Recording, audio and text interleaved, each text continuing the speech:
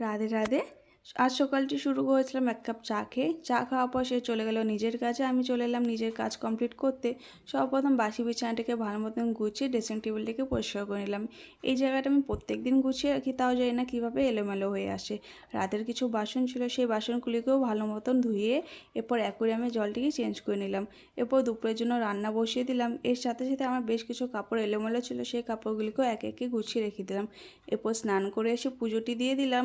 এরপর এসে দেখি আমি রুমে সে কখন এসেছে বুঝতেও পারিনি, বাট সে হান্ডি চিকেন বানিয়েছে। দুপুরবেলা সে হান্ডি চিকেন দিয়েই ভাতটি খেলাম। দেখতে যতটা সুন্দর হয়েছে, খেতে তার থেকে বেশি সুন্দর হয়েছে। এরপর কিছুক্ষণ রেস্ট করার পর উঠে চুলটিকে ভালো মতন বেঁধে বাইরে কিছু কাপড় ছিল, সেই কাপড়গুলিকে নিয়ে এলাম। এরপর একে একে সব কাপড় ভালো মতন গুছিয়ে ঢুকিয়ে রাখলাম। এরপর আমার একটি পার্সেল এসেছিলো, সেই পার্সেলটিকে আনবক্সিং করলাম। এরপর সন্ধ্যাবাতি দিয়ে ফেস স্ক্রাব করলাম। সারাদিন যেহেতু টাইম পাইনি, রাতে আজকে